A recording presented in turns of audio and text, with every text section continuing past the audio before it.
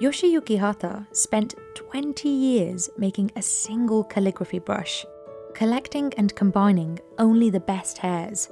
He's been making brushes since he was a teenager. And he's meticulous. If even a single hair is out of place, it must be removed. This level of mastery is only achieved through a lifelong dedication to a craft. From an amateur historian in Tunisia who has spent years reconstructing an ancient purple dye made from snails, to a Damascus knife bladesmith who refused to give up after he failed the mastery exam, artisans in every corner of the world have trained to notice the little details that no one else can. In Japan's Hiroshima prefecture, this family-run workshop has been making flawless calligraphy brushes for over 90 years. Calligraphy is a respected art form in Japan and has been practiced for centuries. But today, there aren't many skilled brush makers left. Yoshiyuki Hata is a third-generation brush maker and has been making calligraphy brushes since he was a teenager. この筆がね、1本作るのに20年かかって、私が50から作り始めて、今70でちょうど完成したんです。His family's workshop in Kawajiri focuses on what they call no-compromise craftsmanship. Each brush tip is handmade by a single artisan. But making these brushes isn't easy. この線が出したい線それに合う筆を作ることですね。For a master calligrapher like Daizo Kaneko, small differences in a brush's hardness or ink retention can drastically affect the lines it can produce. 表現したいと思った時に、この微妙な5ミリの差とか長さの差とか、本当に少しの硬さ、柔らかさや、それから毛のバネの強さとか、いろんなことが筆っていうのは一本一本違うので。The dozens of steps involved in brush making start with selecting the hair. Different types of hair have a big impact on the price of a brush. Yoshiyuki's specialty is one of the priciest, goat hair. This hair was collected 50 years ago from the chest of Yangtze River Delta white goats. Hair from this specific breed of goat is classified as type 3 hair, based on its size, luster, and elasticity. It's a highly sought-after hair for brush making because it's soft yet durable and retains ink well. 初心者いうか、学童さんが使うのはやっぱり硬い筆、馬、タヌキ。だんだん柔らかいのは今の羊毛筆なんかは腕が19社じゃないと使えないんで。But today, this type of hair is hard to find in large quantities and can cost thousands of dollars per kilogram. Selecting high-quality hair is done entirely by eye, and it's one of the hardest skills for a new brush maker to learn. 原毛用の言ったら色、艶、耐久性、あと見てこれは10年20年持たないないうなけはそこで一本一本こう寄るときに抜いていくんですよね。But this long process is just beginning. Once the hairs are chosen, they're boiled and combed to remove any fluff. This process separates straight, long hairs, which are ideal for brush making. One of the most time-consuming steps is aligning all of these hairs. This delicate work is key to making a uniform brush, but it's largely based on experience and instinct. とにかく自分の目と手でこうやって揃えた分が完成形なんよね、先揃えの。Throughout the process, brush makers patiently remove any imperfect or damaged hairs. そうですね、無駄毛あんだけ取ったらもう毛がなくなるんじゃないか言われるんですが、それもこれだけ出るいうんを頭に置いて設計をするからあれだけ取らないと描くのに割れたりとかいい線が出ないからね。もう筆作りを始めたのがやはり工房が遊び場だったんで、ちっちゃい頃からそれはね200パターンぐらいは頭の中にあるんですよね、設計図が。まあやっぱし目と手と勘ですよね。At this stage, Yoshiyuki's vision for a brush starts to take shape. After trimming, he wets the hair and combines different bundles to create a brush that is dense and durable.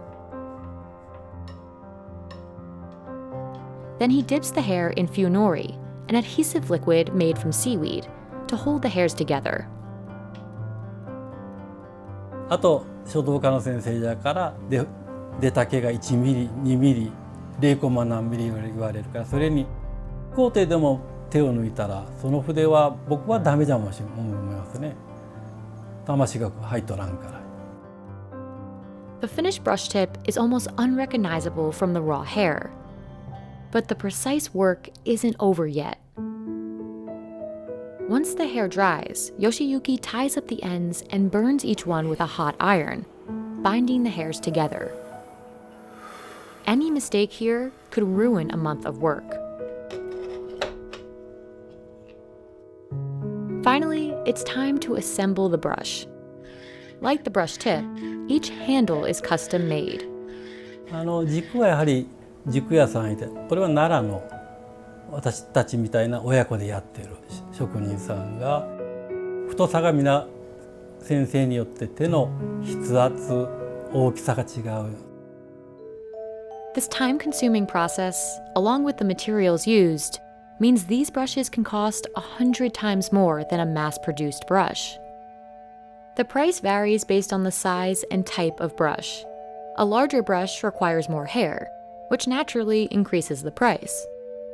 Hata Bunshindo brushes often cost around $1,300, but some brushes can cost a lot more. 僕が作った筆の中で一番高いものは200万ぐらいのものになります。先代が作ったものですと300万ぐらいのものがあります。Despite the high price, these brushes are essential tools for calligraphers like Daizo. He followed in the footsteps of his father and grandfather and has been practicing calligraphy for 20 years. だから自分がイメージしているものに筆を合わせてくる場合と、筆で作品がイメージが膨らんでいくというか、これは優しい表現をしたいときは少し柔らかいそういうことを選びますし、きちっとしたものを描きたいときは少し短めのちょっと硬めの筆を選んだりということで、自分に合う筆っていうのを探していくのは非常に楽しいですし。Some brush makers mix natural and synthetic hair to make brushes more affordable, but Yoshiyuki remains committed to using only the highest quality materials. Kozo, Yoshiyuki's son, will be the workshop's fourth generation brush maker. やはり父も職人であまり言葉を通して伝えるっていうことはしないしできない人間なので、自分が見て学ぶ、それから作っていったものの結果がいいものになれば父はうなる、よし、それ悪ければもうただひたすら違う。But like many traditional crafts, the future of brush making is unclear. Demand for handmade brushes is in decline. Some brush makers have started selling makeup brushes to bring in new customers. But the main concern for Yoshiyuki and his family is the lack of raw materials. 5代目がこれから出てくるのか、それからその人がやるときにいい原料が果たしてあるのかっていうものが一番懸念してますね。筆業界全体が作る人が減ってきたり、書道業界の人口も減っているので、やはり下火にはなるんですが、それは常にずっとこれから僕が職人人生の中で課題にあると思います。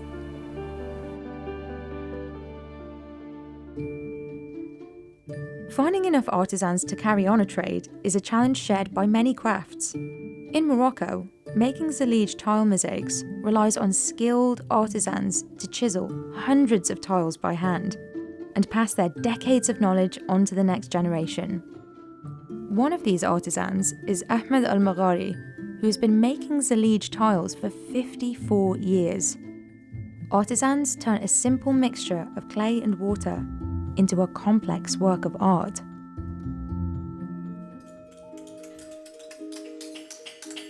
While perfection is often valued, it's the imperfect qualities of Zellige that make the tiles so unique. Artisans in Morocco have been hand-making Zellige tiles for centuries. Today, they continue this tradition in the city of Fez. يعني خدمه ما كتشبه الخدمه وهندسه ما كتشبه الهندسه حتى كيولي الانسان عنده مقتدر كيولي عنده واحد التجربه في الصنعه لان الصنعه ما يمكنلكش تقول انا راني معلم ما عمرك ما تقول انا معلم لان ديما كتتعلم ديما الجديد. But before artisans at Arabesque can create tiles, they first need to form the clay. Fez has remained a center for Zellige partly because of these rocks. They're considered some of the best materials in the region for making high-quality clay. الطين هذا ديال المغرب هذا الاصل ديالو مغربي وكاين غير في مدينه فاس. This clay is believed to be more durable than some clays found further south, and it can withstand very high temperatures once fired. First, an artisan tosses the rocks into a pit in the ground called a zuba. They fill the zuba with water and leave the rocks to soften for a day. Then, in one of many tedious stages to come, an artisan kneads the clay using their hands and feet to make it more malleable. After the clay has fermented for a day, a different artisan has the task of molding it into the proper shape.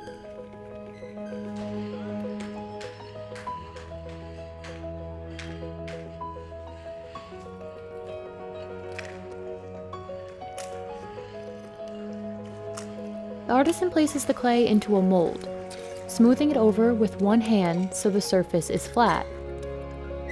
For every 10 kilograms of clay, artisans can make over 10 square feet, or about 1 meter of tiles.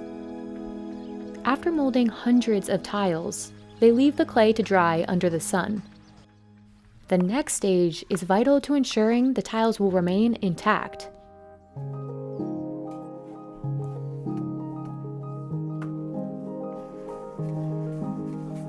نحطوا القلة فوق منها القياس كنجيب واحد الكوتشيه جنويه كيضربها باش كتقاد كتعطينا سنتيم ونص سنتيم وشويه على حساب القياس حنا القياس اللي بغينا حنا.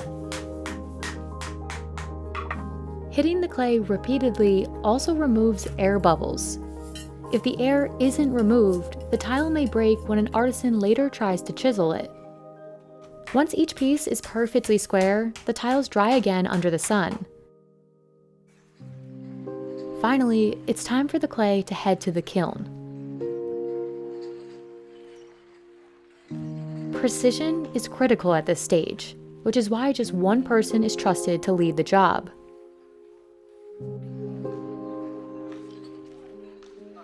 وكنهزوه كنجيبوه المرحله هي هذه كيبس ملي كنجيبوه كيبس المرحله كندخلوه للفرينه احنا كندخلوه للفرينه هي هذه كيدخل للفرينه كيكون الشحان عندنا شحان اختصاصي بهذا الشيء لما كنشوف هو ما يتشحنش هذه الفرينه الاختصاص تعلم هذه الحرفه هذه تعلمها من الطفوله ديالو.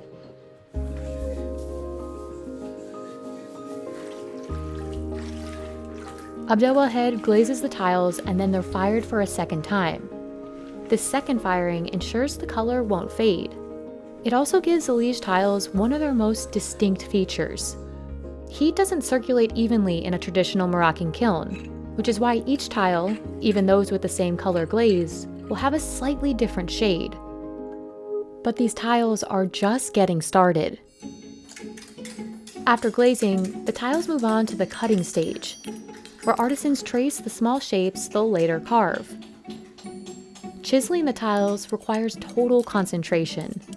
Artisans must carve each piece as cleanly as possible.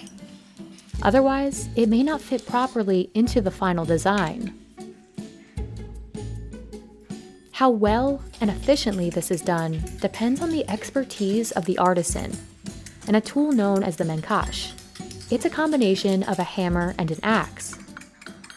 Because they're hand-chiseled, no two Zellige tiles will look exactly the same. It's the prime feature that distinguishes Zellige from mass-produced tiles that are notably uniform in color, shape, and texture. Arabesque first creates designs on the computer. Then Ahmed uses a paper printout as a guide to assemble the final design on the floor. Ahmed inserts each individual tile by hand, like a puzzle piece, making sure every tile seamlessly fits next to its neighbor.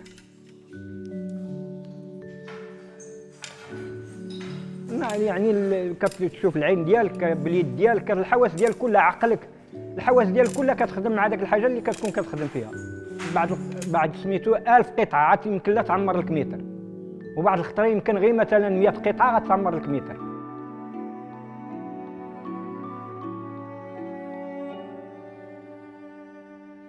After about 15 days of assembling the pieces, Ahmed can reveal the finished design.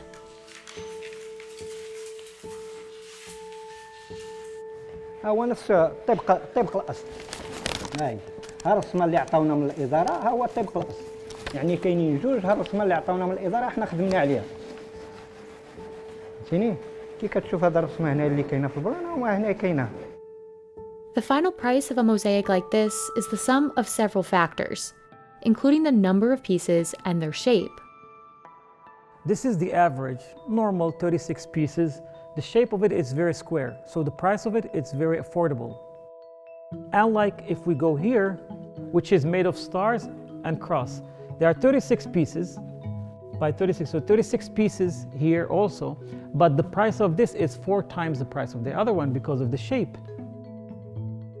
Adil also considers the size of the tiles within a design. Smaller pieces are not as simple to chisel by hand. The smaller the tiles, the more expensive the design will be. There are areas where you have a square foot that can have 64 pieces, 128 pieces, 360 pieces versus 36 pieces. So if you have one that costs $10 per square foot, the other one might cost 10 times, $100 per square foot. The price increases further for more complex designs. This tile has an interlace. The interlace is automatically double the price. So if you have a $10 square foot, with the interlace it's $20. Centuries ago, Zellige tiles were reserved for royal palaces. Today, they've become synonymous with Moroccan design. You'll find them covering walls, floors, and fountains across Fez. When we talk about Morocco and Moroccan architecture, the first thing comes to mind is Zellige. But its influence goes beyond Morocco. Demand has grown in the US, especially in recent years, as notable designers like Kelly Worsler incorporate Zellige into their own work. But the way some are using the tiles is different. Rather than mosaics, they're creating monochromatic backsplashes. Part of the appeal of using just one color of Zellige is that it appears ombre when multiple tiles come together, thanks to their subtle variation in shade. But while Zellige becomes more popular overseas, Adil struggles to find young people locally he can trust with the trade. This is more of a living art, but it's also a dying tradition. Nowadays, people are not patient as much as in before.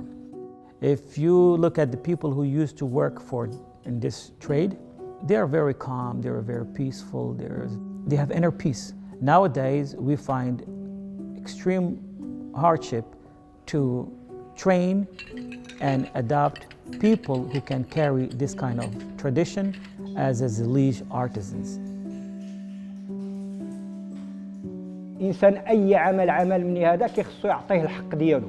أي عمل يمشي الإنسان يقوم به تيخصو يعني يعطيه الحق ديالو. الصنعة إنسان إلا بغى مثلا يملكها ولا شي حاجة راه تيخصو يعطيها حقها ويعطيها الوقت ديالها باش كيكسب واحد المهارات ومع الطولان ديال الحياة ديالو هو محدو هو تيخدم هو تيتعلم. راه ماشي المعلم تيتسمى راه معلم ديما تيبقى تيتعلم الحياة ديالو كلها ديما تيبقى يتعلم. The quality of Zellige depends on the hand that makes it. Preserving it means finding more artisans like Ahmed, willing to spend decades learning the craft behind this signature Moroccan design. Sometimes, artisans don't just preserve, they revive. It takes nearly 45 kilograms of these snails to produce a single gram of pure Tyrian Purple extract. In the ancient world, Tyrian Purple dye was so rare that only royalty could afford to wear clothes dyed with it. But production of the dye in the traditional way ended hundreds of years ago. In modern-day Tunisia, a craftsman has dedicated himself to painstakingly rekindling this lost art. This is Mohammed Ghassan Nouira. He's been making Tyrian purple dye in his home in Tunisia for 15 years. Today, Ghassan is one of a handful of producers in the world bringing this ancient dye back to life. Ghassan learned how to make this dye through an excruciating process of trial and error. Because there's no instruction manual, he reconstructed the techniques he uses from 1st century texts. Oh my God, I must say that I have gone through a lot of failures. The historical texts about the process of making Tyrian purple are very rare and are quite vague, so you have to start everything from scratch and learn everything on your own. To make the extract, Ghassan must navigate a complex process, and it's this extensive labour that accounts for much of the final price. The part of the murex snail that contains the pigment is called the hyperbranchial gland. The good thing is that the gland is located right under the shell, which helps a little bit in the extraction. It's the only part of the snail used to make Tyrian purple, and each gland contains only a few drops of pigment. But before he can extract the gland, Ghassan has to wash, scrub, and sort the snails by size. You don't really want all of this mud and sand to interfere with the dye when you crush the shell and expose the gland. So this is the first step, and it's a very important step. You really have to clean your snails very, very well. Ghassan can now extract the gland from the clean snails.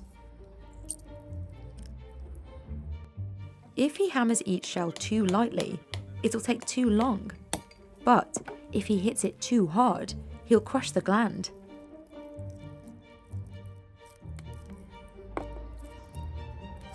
It took Ghassan 2 years to learn how to do this efficiently.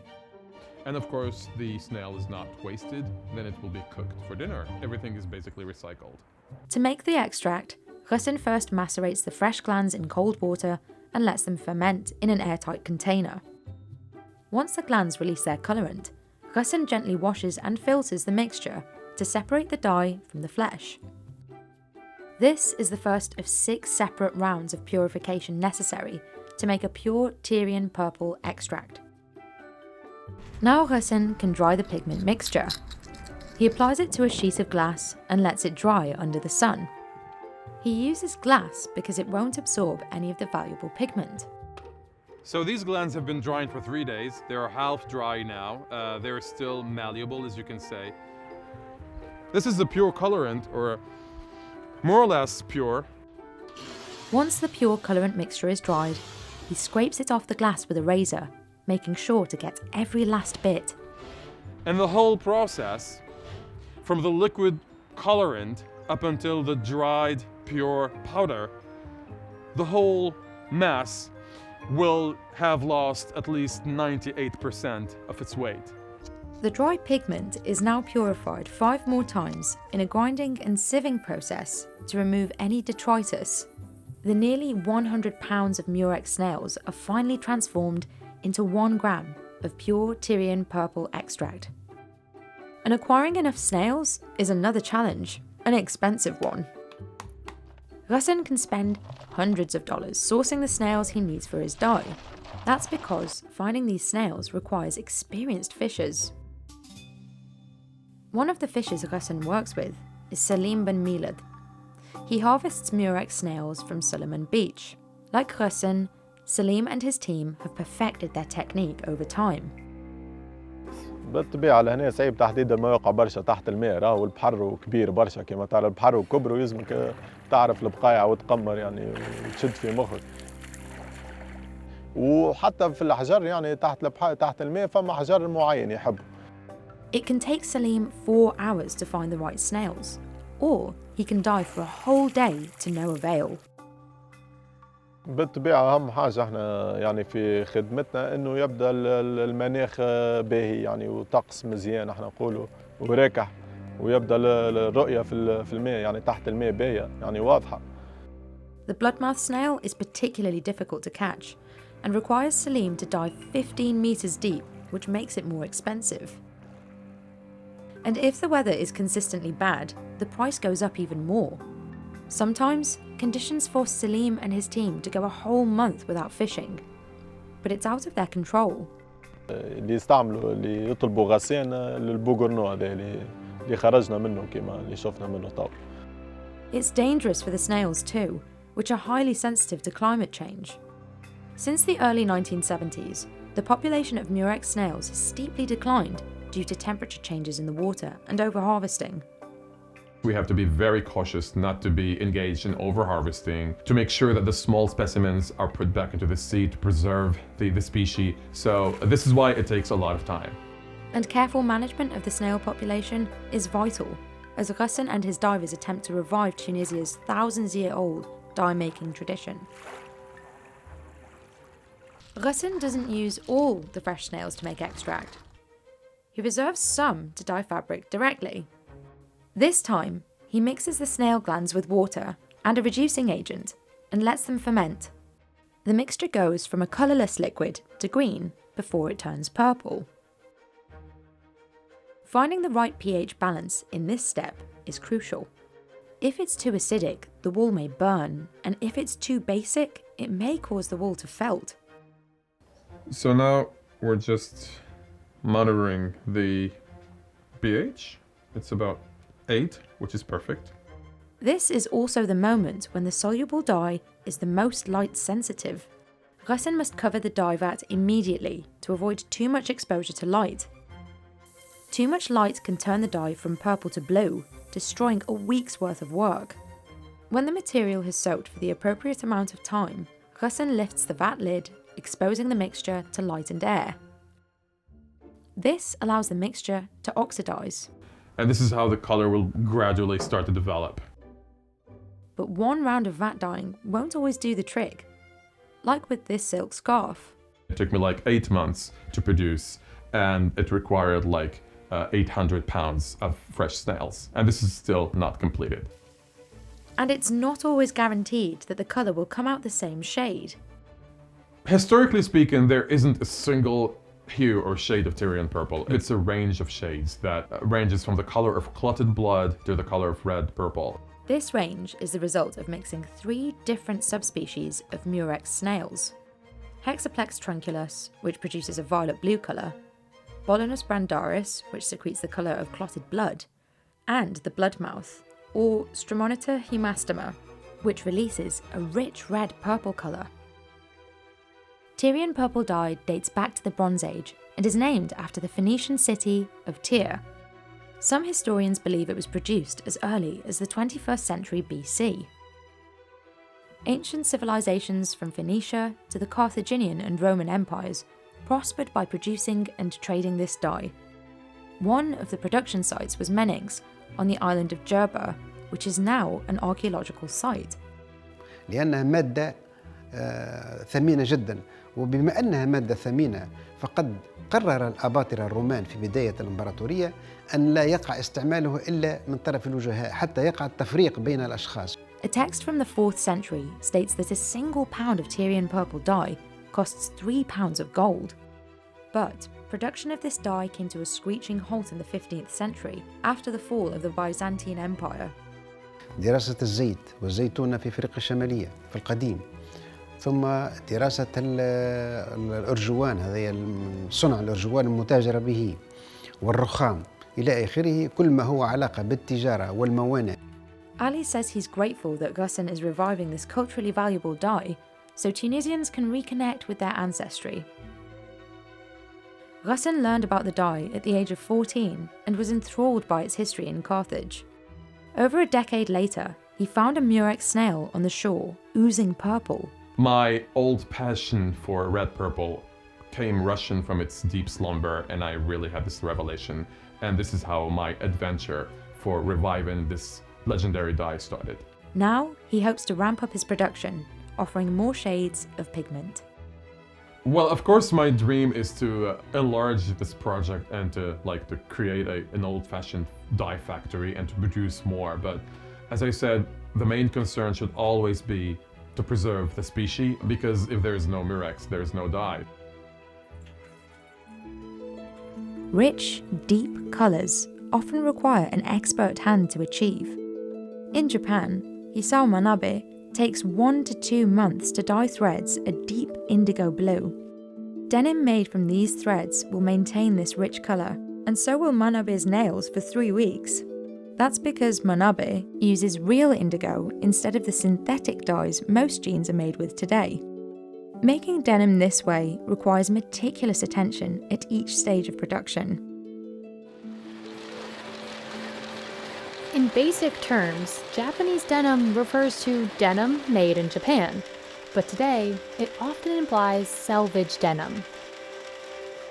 The name comes from the way fabric is woven on these old shuttle looms.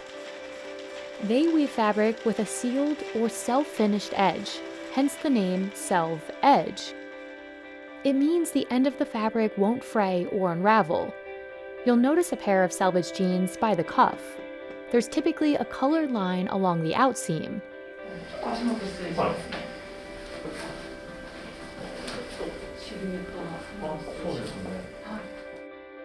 This type of denim is made here in Kojima, Japan. 本当に10代からジーンズはこの町のジーンズを履いてたと。Momotaro is one of Kojima's most well-known denim brands. But before Momotaro makes denim, it must first dye the threads. The company's most expensive jeans are hand-dyed with natural indigo. Natural indigo comes from the leaves of the indigofera plant. Dyeing fabric with natural indigo has been a valued art form in Japan for centuries. 単純作業の繰り返しよね。根気がいるのと原料が高い。これはやはりもっと工夫していかなきゃやっぱり量産できないと思う。Manabe dyes 60 rolls of cotton over several days. He wrings each roll out and hangs it up to dry before dyeing another. 5回でこのぐらい。これは乾くと半分ぐらいの色になっちゃう。 Manabe must dye each roll a total of about 30 times. Otherwise, the color won't be a dark enough blue.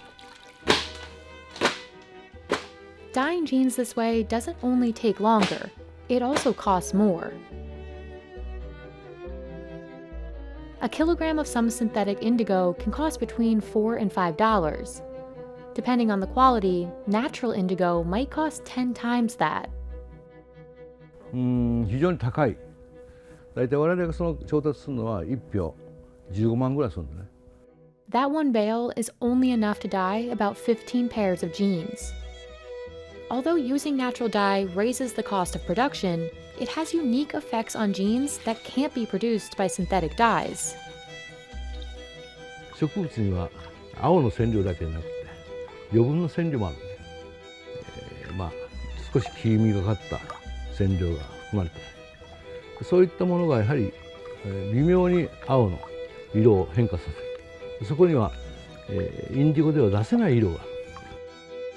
Today, cheaper synthetic dyes have mostly replaced natural ones, so jeans still made with natural dyes are often considered a premium product. Which is partly why Momotaro's Kinton or gold-labeled jeans are worth over $2,000. The increased price of this pair is a nod to the extra effort, skill, and money needed to dye the threads by hand and get the color just right. Not all Japanese denim or Momotaro jeans are made with natural indigo. But even so, the price remains high, around $200 to $300 for a pair like this. And that goes back to the way Japanese denim is woven.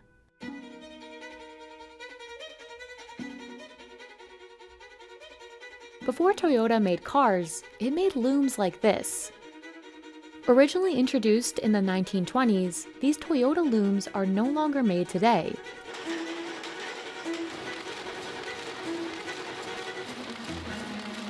And although they look and sound like they're working fast,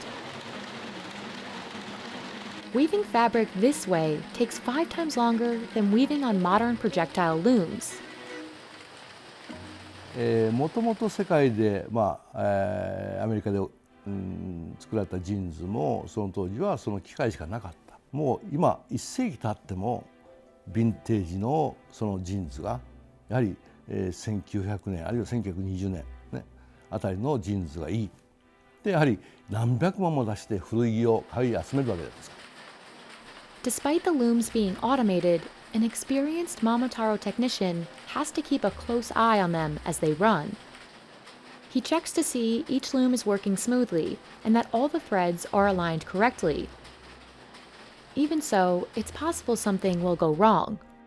直しながら使ってますね。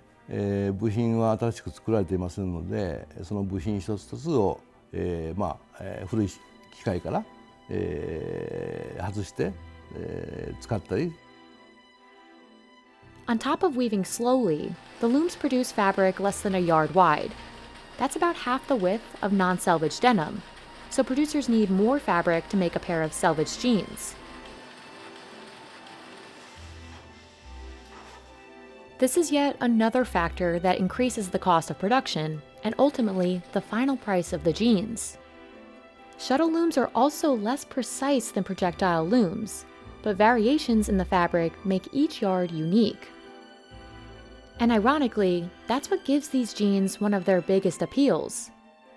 While most other jeans have a smooth surface, Japanese denim is a little bit rougher. この凹凸がやはりデニムで一番大切な経年変化の縦落ち、当たり、そういったものに現れている。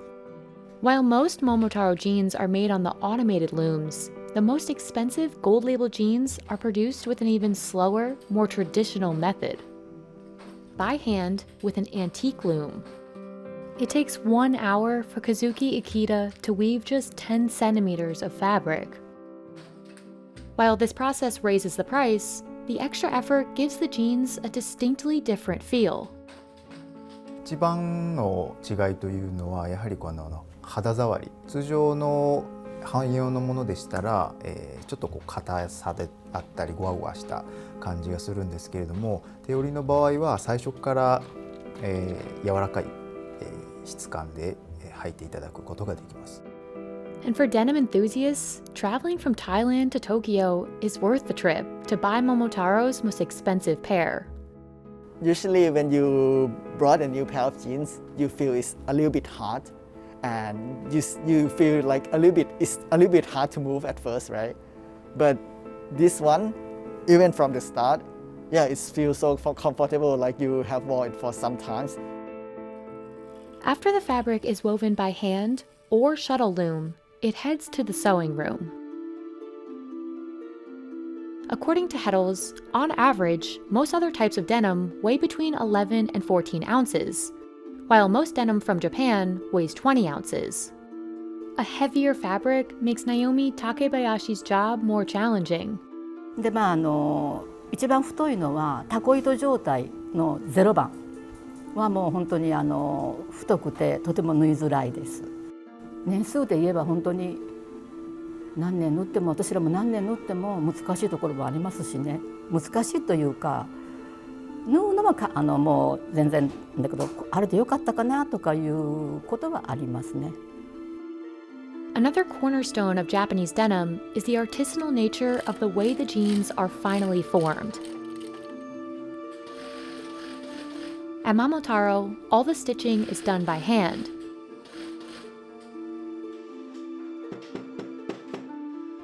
The same goes for adding each copper rivet.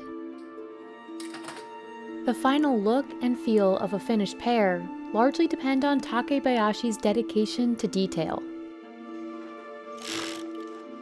Because shuttle looms are less precise, the fabric will naturally have several imperfections.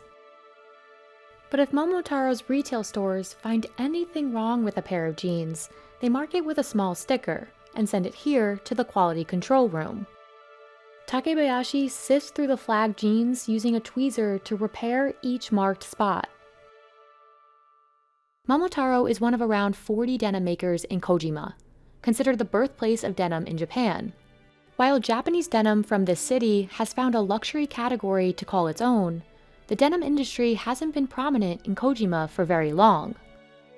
世の中日本中がですねやっぱり、アメリカに憧れて、東京オリンピック1964年ですかね、それを契機にですねガラッとやはり、自由とアメリカというのにすごい憧れが強くなり、音楽も映画もそうですけどもファッションも、その中でも学生運動でいろんなものが、もう自由奔放にいろんな形が、行われてきた。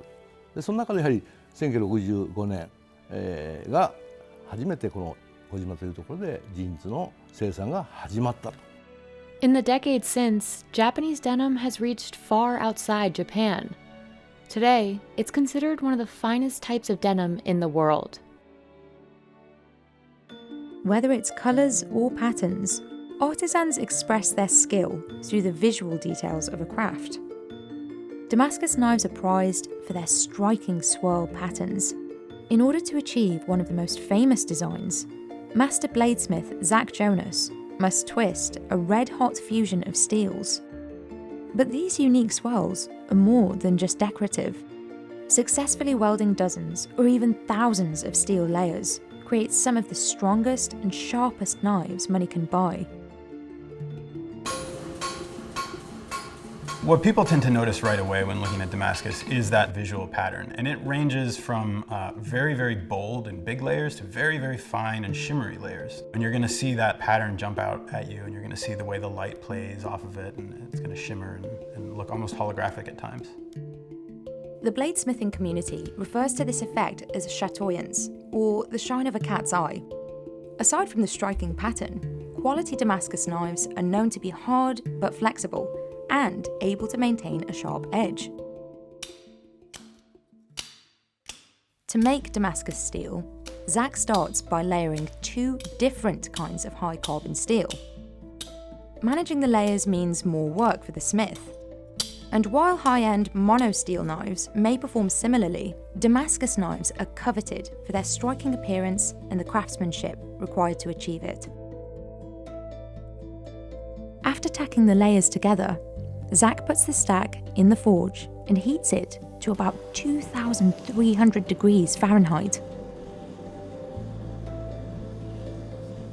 He needs an experienced eye to judge when the steel is ready, because it's at risk of breaking off the handle while the layers are not yet forge welded together. Zach needs to consider the kind of pattern he wants to make before he can begin forging. A bold pattern means fewer layers, and a more intricate pattern can require several thousand. And working with so many layers to achieve his intended design means lots of things can go wrong. Out of thousands of hammer strikes, a single blow in the wrong place can ruin the pattern. Even when the pattern is done to perfection, Zach has to forge the steel into a knife without distorting the design.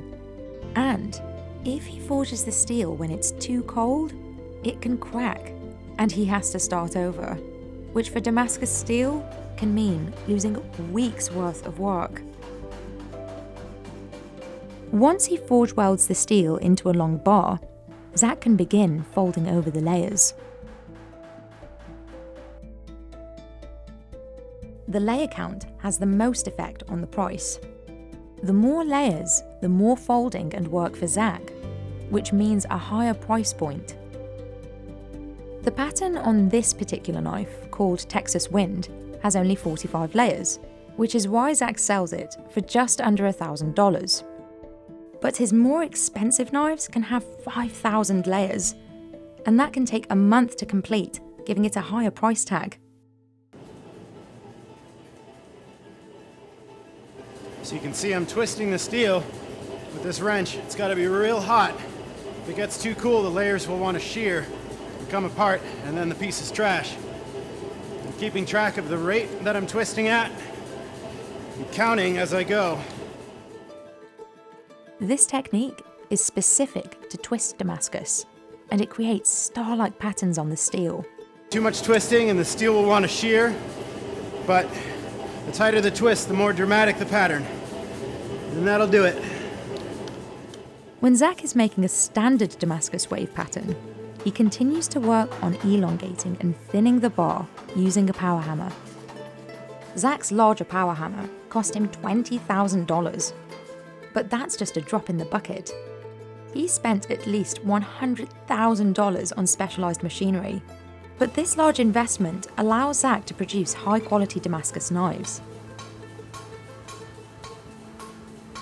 Once Zach forges the tip of the blade, he cross-checks it with his template to ensure the knife looks exactly as it should.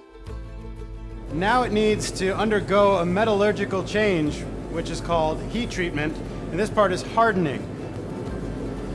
And without doing this, the thing might be shaped like a knife, but it won't behave like a knife. It won't take an edge, it won't hold an edge. So the heat treatment is really a critical process, and it determines the metallurgy and therefore the performance of the finished knife. But it's the quenching that makes or breaks the knife. Sometimes a blade will fail in the quench by cracking or warping irretrievably. Looks like the blade came through the hardening process really well. It's straight, it doesn't have much warping. Little warps can be corrected, and I can see that the scale has blown away from the surface of the steel here, which tells me that the steel has contracted and become hard, and that's what I was looking for. So now this is ready for finish grinding and then a handle. The grinding operation is one of the areas where the skill is kind of most important and most obvious, and this is one of the things that really drives the cost. A single slip can ruin the piece in an instant. The handle is also an important factor when pricing the final product. Some materials, like local maple, are more affordable for Zach, but this Arizona ironwood costs him 10 times as much. It's also a harder wood than maple and requires more work to shape. Zach designs the handles so they serve the purpose of the knife. He makes kitchen knife handles slim, but large enough for the chef to have a firm grip. A hunting knife, on the other hand, requires different properties. It might be used with cold or wet hands, which can cause them to slip. The final step in creating a Damascus knife is the etching, which makes the pattern bolder to the eye. Once dipped in the etchant mixture, one of the alloys oxidizes and turns darker, while the other alloy resists, maintaining its color. Now, the Damascus pattern is revealed. But Zach isn't done yet. He needs to assess the quality of his creation. Let's test the edge. And I use paper for this. This is a simple test. It should glide through with no problem. This knife is razor sharp with no dullness that needs adjusting. It's ready to sell to chefs like Diego Moya. Diego has been a chef for 27 years and focuses on vegetable cookery. I've had some sharp knives, but this one kind of out of the gate just feels like it glides through without any resistance at all. It's pretty amazing. It just does exactly what your arm wants it to do. You don't have to fight it. He's using a 10-inch chef's knife made by Zach, which costs $1,200. I think the experience is one of effortlessness. I think you just forget that you're using a knife. And I think that when you forget you're using a knife and you use your arm to produce the cutting motion, that's pure bliss. For this kind of experience, you have to pay the price. Zach's buyers typically know the work that's gone into the knife they purchase and the skill level required to make a quality Damascus knife. Zach is one of the fewer than 200 master bladesmiths designated by the American Bladesmith Society. To earn the title, they must successfully produce a Damascus blade with a minimum of 300 layers. The blade must be strong, tough, sharp, and balanced. In Zach's case, he had to take the test twice before getting the Mastersmith title. The knife performance test includes cutting through a 2x4 and even shaving hair off his arm. But it was the presentation test that set Zach back because of a 10-degree misalignment in the handle. Since becoming a mastersmith, Zach has continued to evolve his skills in Damascus making. One of his current projects might sell for over $100,000 if it's officially commissioned. So this is a project that I've been working on designing for quite a while. This is a very elaborate Middle Eastern sword, a type of scimitar. This is a rough ground blade that I forged out of 1,500 layer Damascus. The demand for Damascus knives has created a market for fake Damascus, where manufacturers imprint the swirl patterns on the knife and sell it at a more affordable price. You can get a Damascus knife for $30, but it will not cut anything for you. There's definitely a growing demand for Damascus steel. When I started out knife making, it was not super well known, and I've really seen it myself in the last 15 years or so as the cultural awareness has come up and people really understand what they're looking at. Part of the beauty of handmade objects is that each one is unique. Nobuo Miya comes from a long line of kettle makers. He values quality and aesthetics over efficiency. In his workshop, artisans make kettles by pouring molten iron through a small opening in moulds like this.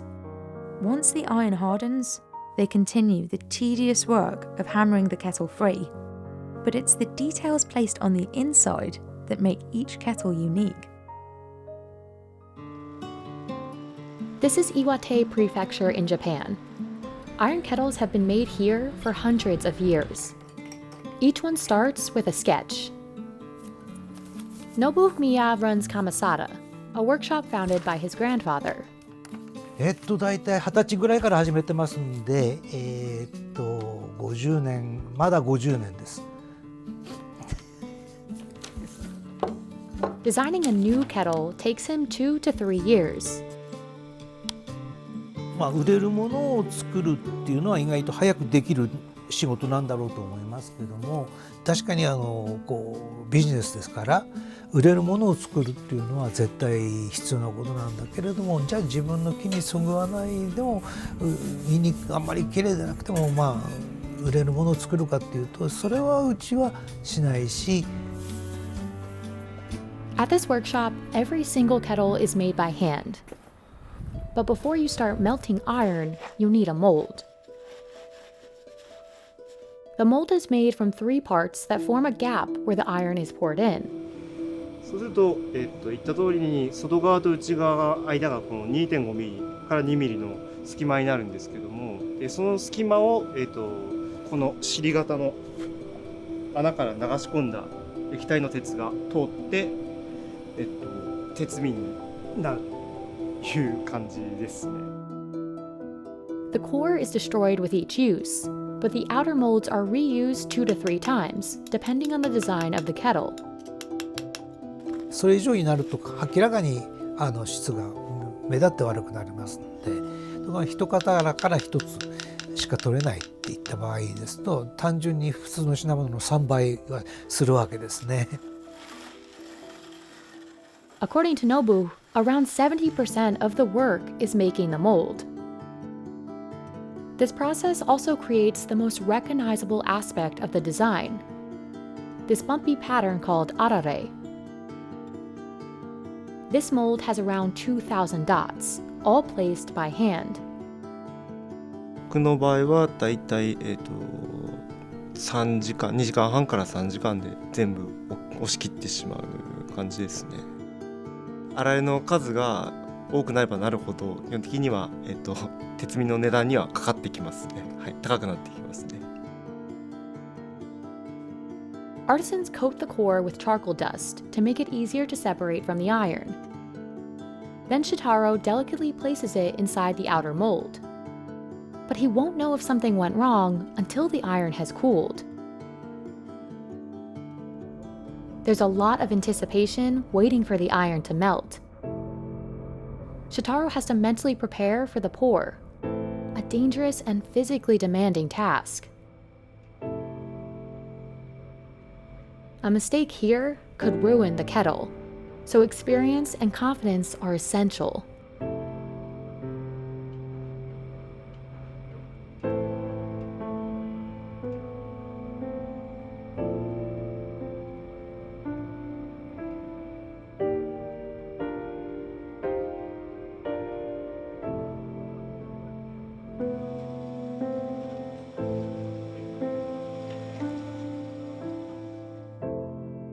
Once the iron cools, Shitaro finally sees the result of his hard work.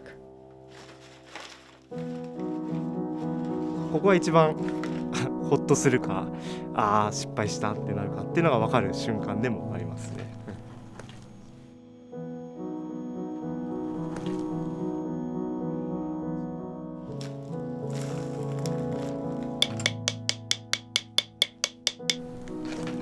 できるだけ、無理のない取り出し方をするという感じです。これがまあ多少欠けている部分がありますけど、まあほぼ元通りになったので、もう一回使いますね。まあまあですね。この中子の取り出しやすさっていうと80点ぐらいですかね。はい、安心ですね、ここでやっと。Traditional iron kettles like this one don't have any enamel coating inside. Instead, artisans heat the kettle to 900 degrees Celsius on a bed of charcoal. This creates an oxidized layer, which helps prevent rust. Without an enamel coating, the iron subtly changes the taste of boiled water. But this kettle isn't done yet. The final stage is one of the most skill-intensive steps. Nobu heats up the kettle and brushes on lacquer, coating and coloring the outside. 仕上げ着色っていうのは意外とかなりベテランにならないと綺麗な仕上げができないっていうのは温度管理なんですよね、これが難しいのは。そういう意味では、まあ、一番最終工程にふさわしく、あとは自分が思い描いてたものがこの着色一つで全然違うものになったりすることもあるんで、まあ、分業の方が効率的であることは分かってるんですけども、どうしても責任の所在が曖昧になったり、作る側が面白くなく作るんですね。で、物っていうのは面白く作らないといいものはできないっていうのは僕の考え方なんで。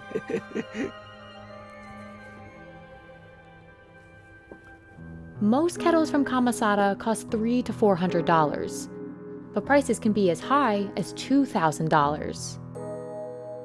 Despite the high price, customers appreciate the slow-paced nature of these kettles. The design is considered wabi-sabi, which is difficult to translate literally, but refers to the concept of appreciating imperfection and practicing mindfulness. で、僕はデザインするときに決して便利なものっていうのがいいものではないと。っていうのは使って幸せになるものがいいものだと。お金を出してその僕の作った品物を評価して買ってくれるっていうのは、これはとても大事なことだと思います。それから一生使って次の代にも受け渡して自分らの美意識っていうのかな、心とか文化を伝えたいと。Iron kettles were common in Japan in the 17th and 18th centuries when they were used in tea ceremonies. But they struggled to compete with convenient, mass-produced options after World War II. In recent years, interest in their aesthetic qualities has reignited demand. But that demand has brought on many knockoffs that can be bought for a fraction of the price. These kettles imitate the arare pattern but usually aren't made in Japan. They also have an enameled interior instead of the bare iron used in the traditional version. But the original, uncoated interior is actually one of the main selling points. Customers say they like the taste of water boiled in these kettles, and some also value the small amount of iron content it adds to their water. 鉄瓶で沸かしたお湯がまろやかになること、はい、鉄イオンが溶け込むことで塩素を分解するので軽き臭さが抜けて味が美味しくなる、まろやかになる。一世代前、二世代前、おじいちゃんおばあちゃんの家にあったっていう方の方が多いのが現状です。で、今こうやってカフェで見に来ていただいた方は見たことはあるけど使ったことがなかったっていう人の方が多いです。Despite an increase in popularity, Nobuo says that demand for this type of kettle isn't enough to sustain the business on its own. 私は昔からここは鉄瓶とか茶の絵ガムを使って家業なんですけども、やっぱりそのライフスタイルに合った形でデザインして、提案しているというのがもちろん古い伝統的なテクニックを使った鉄瓶であるとかそれから茶の湯釜であるとかそういうものは作り続けて、その技術を伝承しようと思ってそういう仕事もやっております。 Shotaro, Nobuo's son, has trained in making iron kettles and plans on taking over the business to continue this centuries-old craft. この工場の土間に敷いてある砂っていうのは鋳型を作る材料そのものの砂がもう敷かれてます。で鋳型ができて金属を流し込んだ後型を壊すときにこの土間にまた戻してしまいます。ここの土間は、うちの祖父が創業した100何年前からの砂も混じってるかもしれません。Crafts like metalworking have been passed down from generation to generation. In Korea, 96-year-old master smith Lee Bangjja is sharing his knowledge of Bangjja Yugi. And that experience is essential because artisans work with fires over 1300 degrees Celsius. Too hot and the bronze will melt. Too cold and it will shatter. Bangjja Yugi refers to Korean hand-forged bronzeware. It can take many forms, from pots to gongs. While Bangjja Yugi production has largely been modernised, Lee Bangjja is one of few Yugi masters who continue to produce certain pieces using traditional methods. Bangjja, who is 96, has been making traditional Korean bronzeware for over 70 years. 저는 제가 선택해서 한 거 아니고 저거 그냥 지나는 팔자가. In 1983, the South Korean government declared him a living national treasure. A single spoon, fully handcrafted by Bangjja's team, costs $70. A set of 7 bowls costs over $1,800. Bangjja starts off by measuring the ingredients. The perfect bronze alloy for Bangjja Yugi is in the details. An exact ratio of 78% copper and 22% tin. The metals are heated to over 1300 degrees Celsius in order to melt and boil. Although the alloy will melt at a lower temperature, Bangjja says that heating it to 1300 degrees ensures it can stretch without cracking once cooled. 그 합금에 어긋나게 되면은 늘어나지 않고 또 늘어난다 하더라도 이것에 하게 되면 손가락처럼 구멍이 뽕뽕 나기 때문에 그건 아주 안 되는 거죠. 이게 아주 완전히 안 됩니다. 그건. They then pour the molten alloy into a heated stone with a round cutout. Once the alloy cools, it becomes a bronze plate with a rounded bottom, referred to as a baduk. Bangjja's team heats the cooled baduks again, so they can hammer them without risking breakage. One person cannot hammer the bronze alone, as they won't be able to move fast enough before the metal cools. Working quickly in a circle, artisans strike the red-hot baduk, stretching it until it's the desired size. Each careful blow of the hammer plays an essential role in shaping valuable yugi. This also means one misplaced hit could cause irreparable damage. 해달들이 이제 너무 한 놈이 잘못하게 해주고 깨져서 불락 나잖아요. And it's not just the hammering that can ruin the baduk. Every step of the traditional process is manual, down to fanning the fire. Fanners push and pull the bellows, creating wind to keep the fire going. They depend on experience to determine how hot the fire is, and if they allow it to get too hot, the bronze melts. This particular fanner is still in training.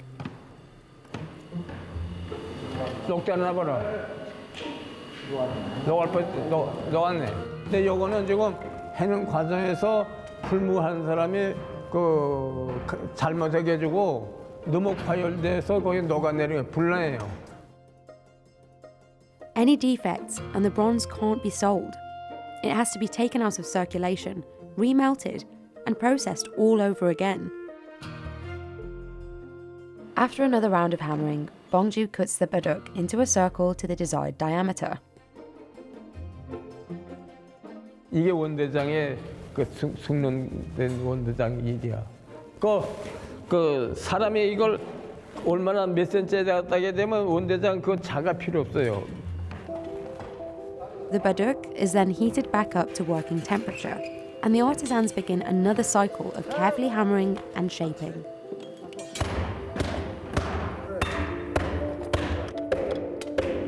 Artisans stack the baduks on top of each other to shape multiple pieces simultaneously. This is efficient, but it's also safer than working them one at a time. Stacked bronze plates don't cool as quickly, so they're less likely to break. And broken metal doesn't just ruin the product, it can also be dangerous. 또 제 한쪽에 눈을 본래 좋았는데 1983년도에 일하다스리 그 파편이 뛰어가게 해주고 눈을 하나 제거했어요. 이게 가장 큰 사고고 그 외에는 뭐 그냥 서로 그 원칙적 것만 지키게 되면은 위험한 건 별로 없고. Still, only a month later, Bangjja went back to work. Once the pot takes form, Bangjja can separate the layers, revealing multiple roughly shaped pots. His team then refines their shapes individually.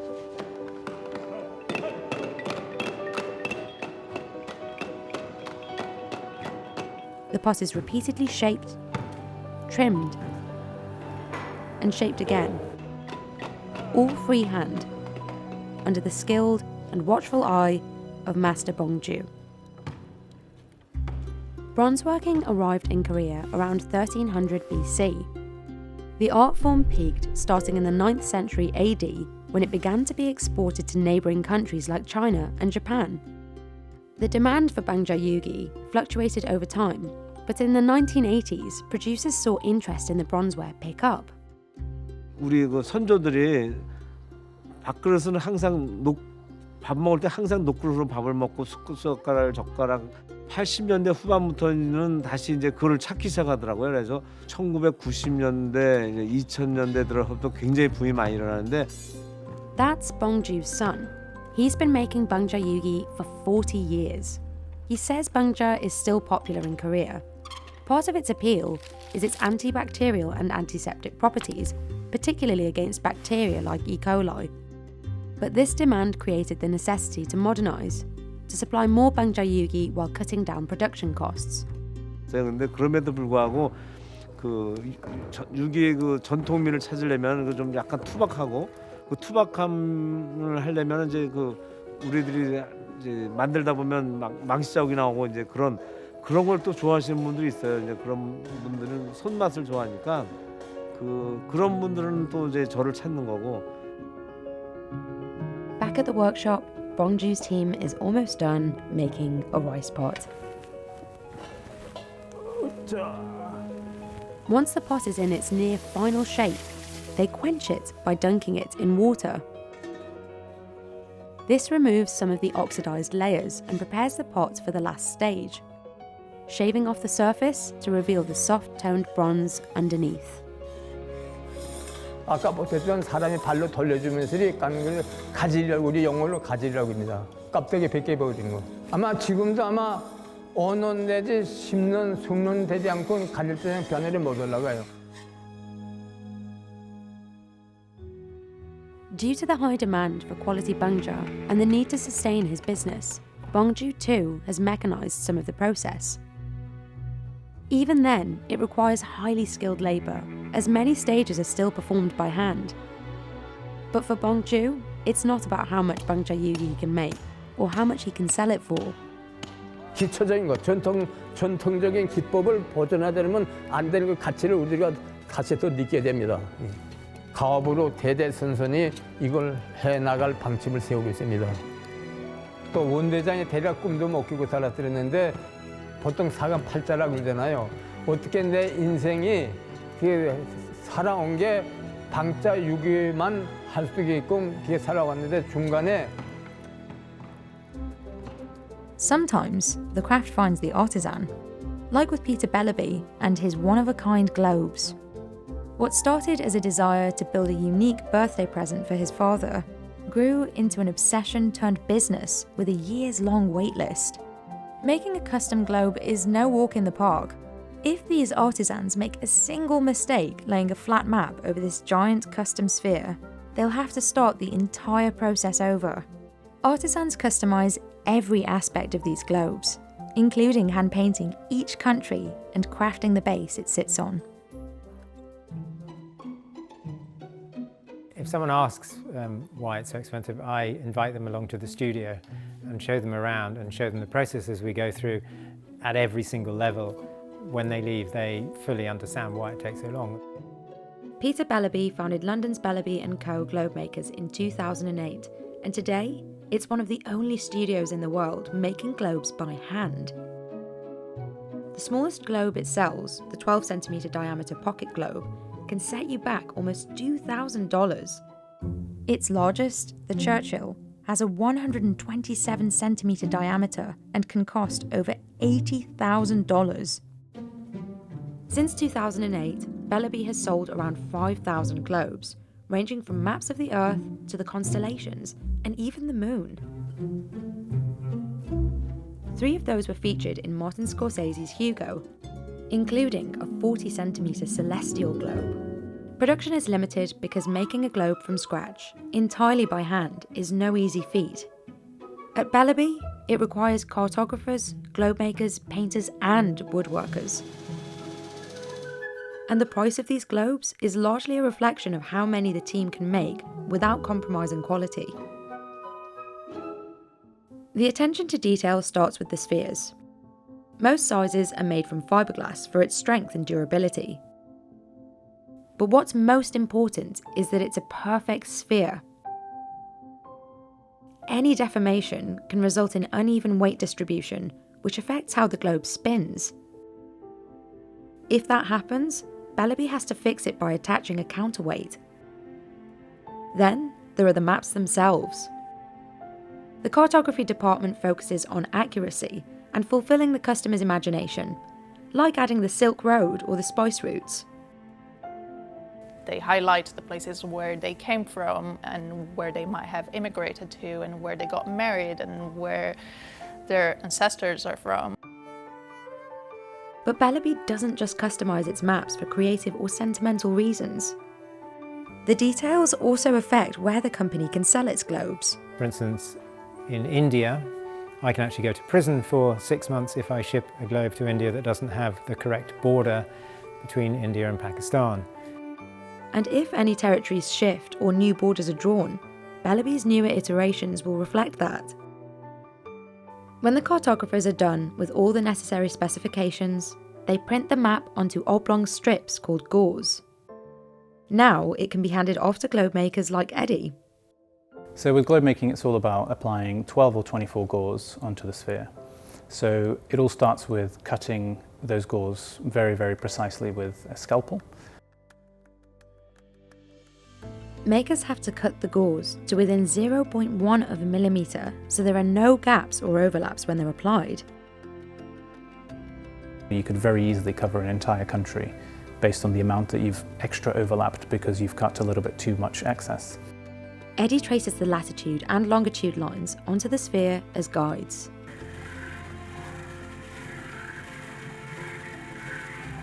Then, he wets the gauze and glues them onto the surface, gently flattening them by hand. Even the slightest tension or miscalculated movement can cause a rip or wrinkle. When globe makers do make mistakes, they have to scrape off and replace the offending gore. If they're lucky, they'll only need to remove one, but sometimes the team has to redo the entire globe, including the cartography. A lot of the times it does result in the globe being restarted, and that can even be at the final stage just before it's being packaged. While that doesn't happen often, when it does, everybody's upset, but it's just the only way that we can maintain a really high quality standard. Correctly setting a single gore onto the massive Churchill globe can take an hour. Aside from size, factors like the temperature in the room or the consistency of the glue affect application time. The globe maker has to account for all of this, including their own breathing. I found that cold showers actually help a lot with controlling breath, and that's really improved my making actually. It takes up to 18 months for trainees to learn the most basic aspects of globe making, and much longer to master it. Eddie has been on the job for 6 years. When the gauze are finally set, the globe is ready for the painters, like Isis. She can bring the Earth, the Moon, or the constellations to life. She shades in the coastlines, mountain ranges, political borders, and any illustrations or customizations.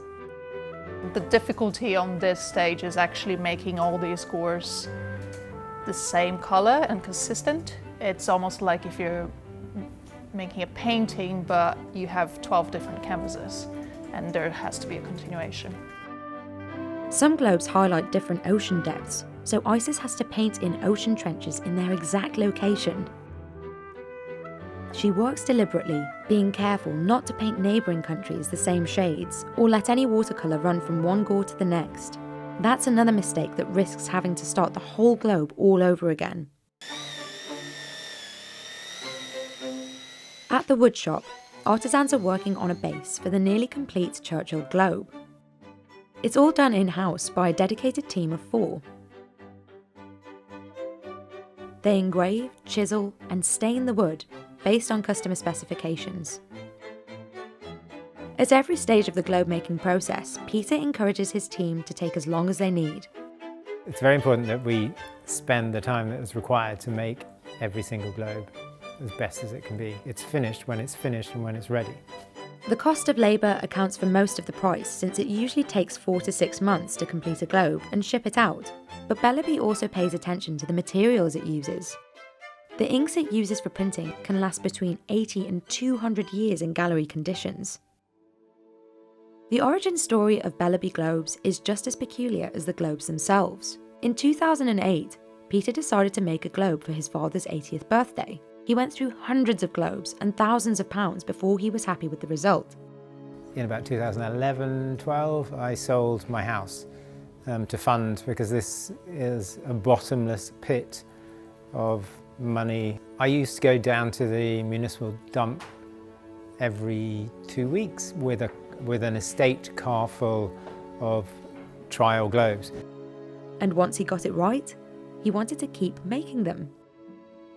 But Peter didn't expect the warm reception these boutique globes received. The company was recently commissioned to work on a globe for the Louvre, and its largest globe has a waitlist of 2 years.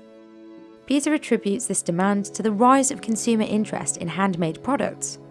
The global handicraft market size reached $680 billion in 2021 and is expected to exceed $1 trillion by 2027. Bellerby Co too has seen this consistent rise in demand for its handmade globes. The company says it turns multi-million-dollar revenues year after year. And it expects this to continue, even at high price points for its niche products. What I love so much about what we do is that it is so deeply personal. You can tell someone's whole life story in it. The pursuit of perfection isn't limited to handmade objects. Japan has a long tradition of delightfully detailed agriculture. In Uji, Jintaro Yamamoto expertly grows ceremonial-grade matcha. The greener matcha is, the smoother and more complex its flavour. And while this bright green powder takes a few seconds to dissolve in water, the plant it comes from can take an entire year to grow. Matcha at its highest quality is referred to as ceremonial grade because of the central role it plays in Japanese tea ceremonies. Lower quality matcha, also called culinary grade matcha, can be made sweet with sugar and cream in desserts, but in its tea form, it's very bitter. お抹茶っていうフレーバーというか、フレーバーとして広がっている部分がすごくあると思うんですけど、実際飲んだことない方の方が大半かなとは。Jintaro is a 6th generation matcha producer. He runs a 180-year-old tea farm, one of the oldest in Uji, Japan, a city with a centuries-old tea history. 本当にこの2週間で1年間のお茶の味が決まるので、この2週間に全てをかけてやっていますね。In spring, they sprout young, tender leaves, and that's the sign that matcha season has begun. 新芽の匂いですね。この匂いを嗅ぐと本当にこの季節が来たなと思います。本当に楽しみでもありますし、本当にチャレンジ挑戦でもありますし、まあ本当になんていうかいろんな気持ちが渦巻く2週間ですね。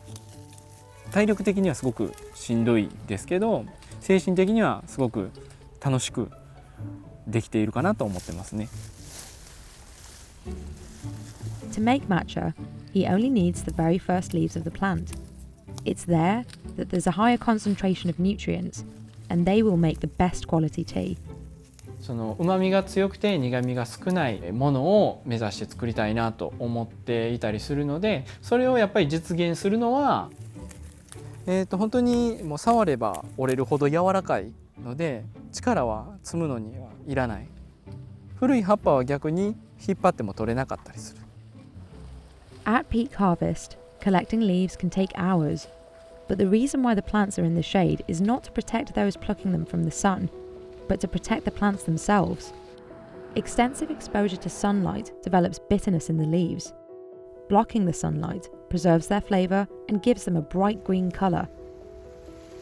Before harvest in the spring, the plants spend 30 to 40 days in the shade. Gintaro uses rice straw panels to shade his plants, a method that's become extremely rare among tea farmers. Most farmers now use plastic nets. They're more convenient and can be reused. ジメチルスルフィドっていうのりっぽい香りっていうのが、いわゆる覆い香と言われるその覆いをしたお茶から香る香りがあるんですけども、 Gintaro's plants spend double the time in the shade of what is recommended to make matcha, which is 20 days. While plants that make lower grades of matcha are harvested 2 or 3 times a year, ceremonial-grade matcha is made from plants that have been plucked only once. After an entire day of picking, Gintaro's work is just getting started. 摘み終わってからも茶の芽はずっと息をし続けているような状態なので、できるだけフレッシュな状態で、蒸して乾燥させるために、そうですね、早い、その日中には絶対やりたいなというところです。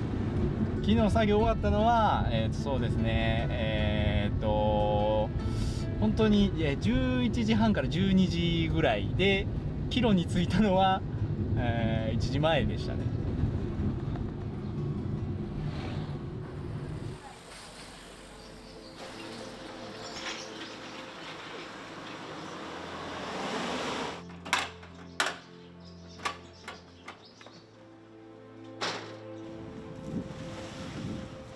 どういう蒸しをしたらいいのか、どういう乾燥したらいいのか、やっぱり最初の方の日にちのもの、例えばもう今日なんていうのは本当にちょっと一番気を使うところではあります。 The first step of processing of the leaves is steaming. Steaming locks in the flavour and preserves their bright green colour. But most of all, it prevents oxidation, which would turn them into black tea. 発酵酵素を止めてしまうということ、その緑を維持するという作業になるかなと。ただその蒸しの通し具合で After steaming, the leaves go into this leaf spreader, a series of 4 mesh tubes where they're rapidly cooled by the wind. This eliminates the water on the leaves and prepares them for the next step, drying. The tea leaves at Gintaro's farm are dried using a 97-year-old furnace, which gives them a unique roasted aroma. この風合いを守りながら、なるべく自分の理想とするところのいいものができるようにしたいなと思って。 After drying, the stems are removed and the leaves are sorted. Leaves up until this point are called tencha, and they will only become matcha after they're turned into a green powder. But before doing that, Gintaro usually tastes the unrefined leaves. He's very critical of his work. いい感じ。蒸しは通ってますね。毎回します。やっぱりどういうものができたかっていうのが湯に浸すとすごく香りとかも分かりやすいので、結局乾物の状態でもある程度の香りは分かるんですけど、湯に浸した方がすごく分かりやすい。でお抹茶になった時にどういう風になるかなっていう想像ができやすいですね。まあ具体的に言うと、色はうちのものにしてはすごくいいなと思ってます。あとは味も、苦味は全然なくてそれはすごくいいんですけど、うまみもなくはない。ただやっぱりなんというか、いつもそうなんですけど、結局理想はすごく高くて毎年まあまあって言ってると思います。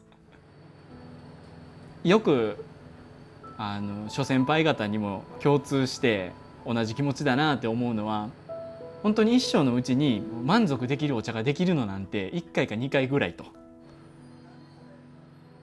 Ceremonial-grade matcha is ground using a stone mill. It's designed to grind counterclockwise only. This traditional method grinds a fine powder that preserves the nutrients of the leaf, but it's very slow. It takes Gintaro an entire hour to grind just 40 grams of matcha. With an automated crusher, this would happen in seconds. The matcha stone mills are some of the most traditional instruments in Japan. They're made of granite and are entirely hand-carved. Just one of these stone mills can cost over $1,300. It grinds the matcha into a fine, glossy powder. But once matcha is ground, the fragrance slowly disappears and becomes more delicate. So Gintaro usually grinds it one more time before selling it. いただきます。やはり苦味渋みの少なさとうまみ、朝日独特の香りと、あとは東園ならではの最古、日本最古の天茶乾燥炉ならではの少し火を感じるというか、香ばしいような香りが入っているのが特徴的かなと思いますね。Ceremonial-grade matcha contains a higher level of an antioxidant called catechin and more chlorophyll than other green teas. This is as a result of the shading process and the slow grinding. While the Japanese public has long been familiar with the distinction between ceremonial-grade and culinary-grade matcha, it's relatively new to the rest of the world. But matcha's popularity has been soaring. In 2020, the global matcha market was worth $3 billion, and it's expected to exceed $5.5 billion by 2027. In the last 10 years, exports of matcha from Japan have doubled. Compared to 30 years ago, they've quadrupled. But these numbers barely refer to ceremonial-grade matcha. The lower costs of production, faster turnaround, and the ability to harvest leaves up to 3 times a year have made culinary-grade matcha a more popular choice for farmers. In Uji, only 60 families are left growing ceremonial-grade matcha. For Gintaro, taking over the family business wasn't an obvious choice. お茶についてあんまり深く考えたことがなかったので、もうやりたくないんだよねとか言ってると、なんかそんな素晴らしいことって本当に世界的にも希少だよっていうこと、もう今では本当に仕事というよりも本当に半分なんというか趣味ではないですけど、非常に好きでやっているっていうところがあるかなと思います。Once all this year's young leaves are picked and ground into matcha powder, Gintaro will spend the fall pruning the trees, ploughing and fertilizing the soil. Come winter, he will weave the rice straw to shade his plants, and new leaves will sprout again, ready to be turned into matcha. 今18年お茶に携わってますけど、理想のお茶っていうのは本当にできてないと思っていますし、ただ多分ずっとそうなのかなとも思っているんですけど、難しいんですけど、僕は本当にお茶が好きでやっているので、次また頑張ろうということにもなりますし、楽しいところにもなりますね。Further south on Japan's Kyushu Island, farmers spend an entire year growing the perfect mango. These are not just any mangoes. They are Taiyo no Tamago, or egg of the sun. Stunning, red, perfectly unblemished, and incredibly sweet mangoes that are farmed in the Miyazaki prefecture. 大変ですね。全てのマンゴー農家さんがうまくいってるわけじゃないと思うんですよね。Every April, the best mangoes from the prefecture are auctioned off at Miyazaki Central Wholesale Market. Mangoes farmed in Miyazaki are from the Irwin mango variety, a type often referred to as apple mango, as it turns red when ripe. Irwin mangoes are actually pretty common and are also grown in other parts of the world and sold at much lower prices. This is because the exclusivity of Taiyo no Tamago is not tied to which type of mango it is, but rather to the care it receives. In order to generate buzz at the auction, a mango needs bees. To increase their odds of success, farmers like Takuya usually rent bees during the flowering season. These are flowering mango plants. Bees play a crucial role in the pollination of the plants, as without them, mangoes would not grow as big as desired. ミツバチにもよるんですけど、たくさんなった木には1本の木に200個くらいなるんで、これをまだ鳴らした方がいいからっていうので鳴らしてるんですよ。普段も落とすんですよこれ。だからマンゴー農家としてはこれ作るようじゃダメなんですね。ミツバチが交配しない場合はこういう小さい実になるんですね。もうこれ以上大きくはならないんですよ。If a plant keeps flowering as the farmer wants, it can survive as long as 35 years. Takuya's plants are 20 years old. However, even if bees do pollinate the plants, it doesn't necessarily mean that all mangoes will qualify as Taiyo no Tamago this season. Only those that are in good shape, visibly contain pits, and are in good position will be given a chance. To successfully grow one, everything in the greenhouse needs to run smoothly. Temperature must be constant, the room ventilated, the air dehumidified, and the mangoes protected from gravity. When everything else is in place, Takuya's priority becomes the sunshine. 太陽の光が当たることによって実の色も赤い鮮やかになりますし、糖度も上がるんですね。やっぱり日陰にあると実の色も悪いですし、糖度も低くなっちゃうんで、やっぱり太陽の光はどうしても大事ですね。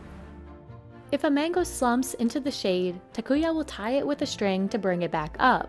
And to make sure that sunlight touches every part of the fruit equally, he developed these light reflectors out of milk cartons. 反射板をつけることによってですね、マンゴーの実の下の方まで色がつくんですね。でこの紫のところが熟すと赤くなるんですけど、緑の部分が多いとですね、この下の方が熟しても黄色色なんで、できるだけ全てを赤にするために反射板をつけています。多分パック使われる方は今のところいないんじゃないですかね。硬いんで結構水平になるんですね。以前はもっと柔らかい紙を勧められてたんですけど、それだと下に下がっちゃうんで使いづらい部分もありましたね。Regardless of how much it's worth, Takuya treats every mango with respect. In return, every mango repays him with a unique flavor. 甘みと酸味がある感じですね。フルーティーです。表面に傷が入ってますし、赤みも下の方まで入ってないんで、これは太陽の卵にはならないと思います。Takuya has been growing mangoes for 16 years, a craft he learned from his father. This year, he grew 9,500 mangoes in his greenhouse. They're now ready to be inspected to see how many of them have earned the coveted Taiyo no Tamago title.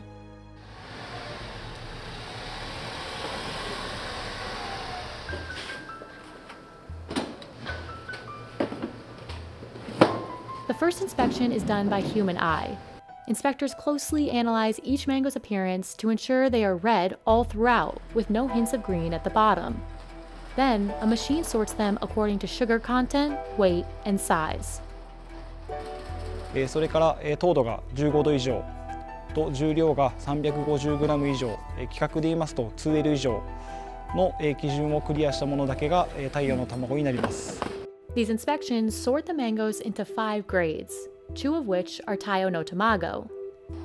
期にもよりますけど、年間でだいたいよくて 13% から 15% 程度の発生率っていうことですので、だいたい約全体の1割がシーズンとして太陽の卵になりますので、結構割合としては少ない方なのかなと思います。The mangoes will now make their way to Miyazaki Central Wholesale Market for the auction. All the care and hard work that Takuya and other farmers in the prefecture put into their fruit are leading up to this very moment. The hope is to match or exceed the previous figure of 500,000 yen. でサイトの場合ってその時期に出す方って5、6人しかいないんですね。やっぱその時のやっぱ出される方ってみんなこうライバルみたいに感じなんで、やっぱ頑張んなきゃいけないなっていうのはすごい思いますね。皆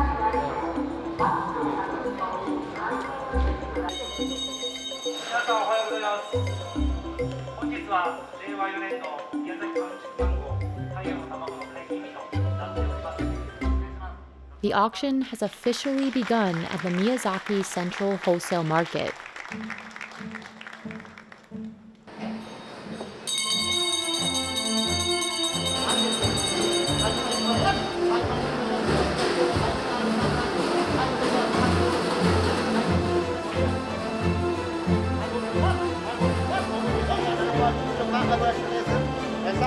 This year's 500,000 yen is 300,000 yen higher than last year and matches the 2019 record.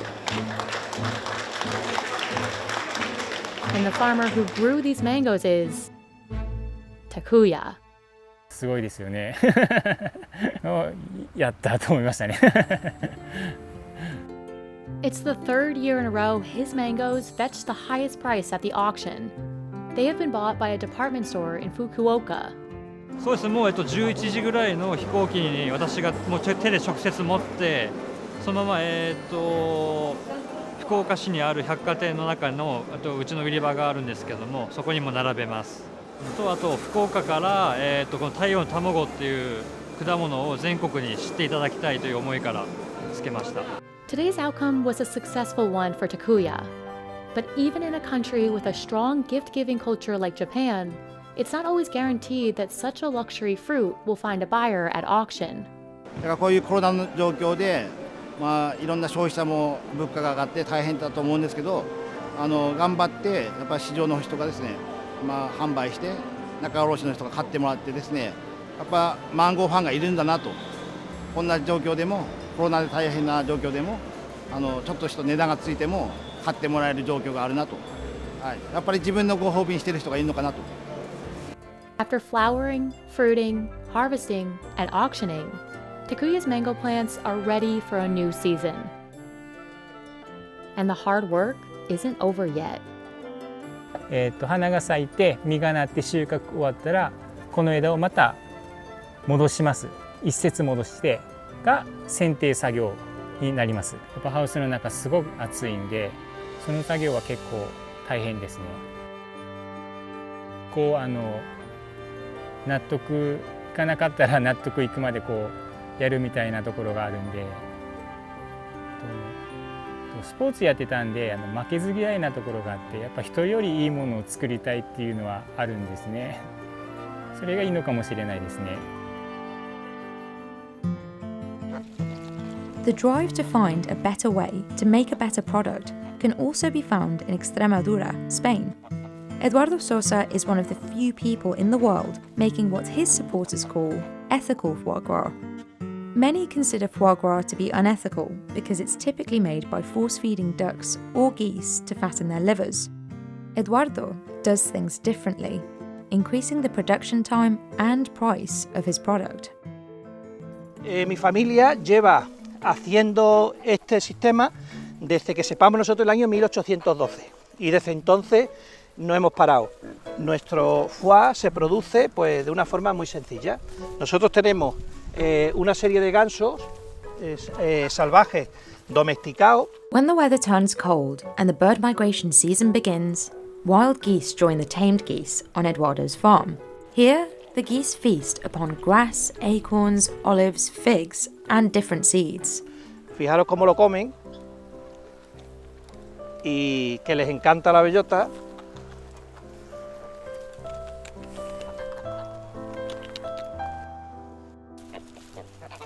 Instead of force-feeding the birds, Eduardo simply relies on the geese's natural behaviours. There are no fences here. The geese are free to come and go as they please. Eduardo says the geese eat more grass when they're free to roam. He says this is essential because the grass apparently makes the acorns taste sweeter to the geese. And the more acorns the geese eat, the tastier and yellower their livers will be. While Eduardo prefers to let the geese eat what they want, he does provide them with organic corn to make their livers more yellow. Hace años nuestro hígado era mucho más oscuro que el que es ahora, y entonces viendo en el mercado que la tendencia era una cosa más amarilla, más blanquita, más tal, pues se nos ocurrió de darle maíz ecológico, porque nos dimos cuenta que dándole maíz ecológico es como un colorante, entonces queda más bonito el hígado, ¿no? El foie. During this time of year, geese stuff themselves full of food to prepare for their winter migration. This quickly builds fat and enlarges their livers, the perfect conditions for creating foie gras. When it's time for the slaughter, Eduardo uses a traditional technique to stun the geese: hypnosis. He says this makes the process as painless as possible. It happens only once a year during the coldest part of winter, when the geese have the most fat. It also has to be a moonless night.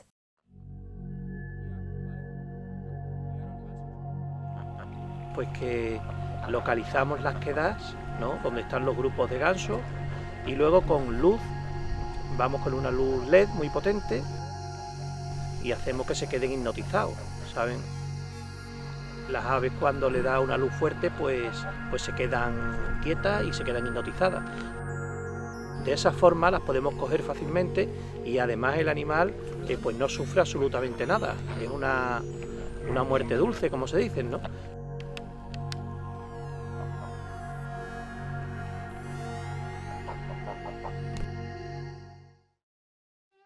Eduardo's foie gras is so highly sought after because of how flavourful it is.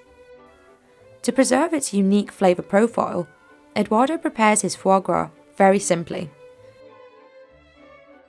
Hemos cogido el horno, le hemos metido leña, lo estamos calentando y luego lo que vamos a hacer ya en estos envases especiales para conserva es calentarlo para que se cocine y como si fuera una cocina normal, ¿vale?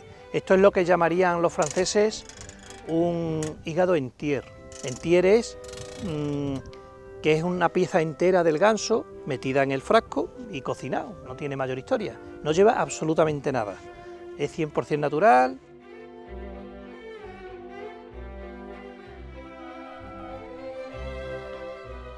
Y el sabor pues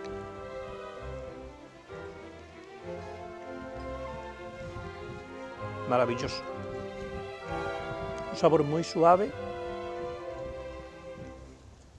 una crema, algo increíble, es un sabor extraordinario. Sabe a naturaleza, sabe una mezcla entre bellota, semilla, hierba, un toque dulzón por los higos y da, pues bueno, es algo único, algo único. El ganso se aprovecha absolutamente todo, ¿eh? Entonces, cuando hacemos el proceso, también aprovechamos las pechugas para hacer este delicioso jamón.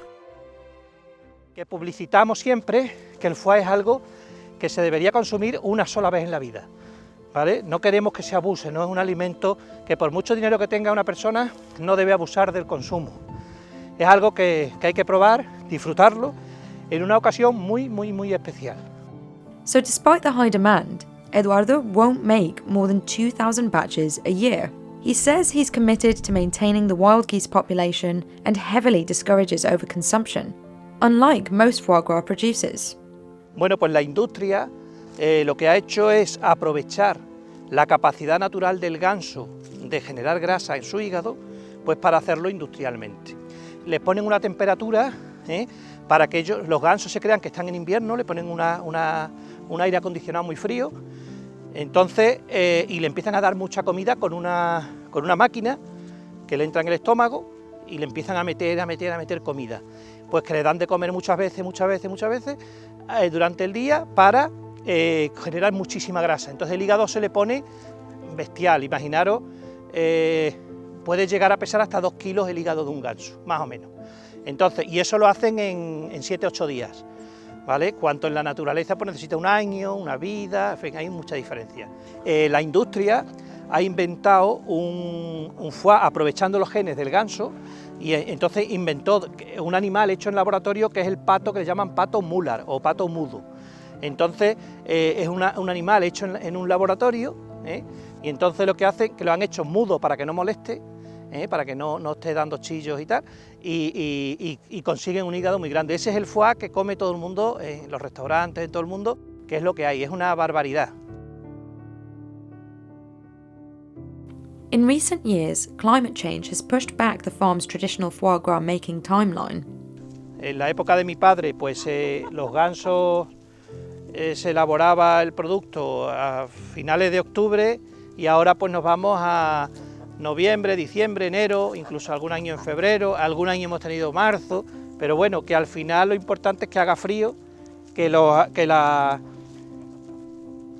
bellotas y las hierbas y todo salgan, eso que lo mismo nos da un mes más, un mes menos o 2 meses, ¿no?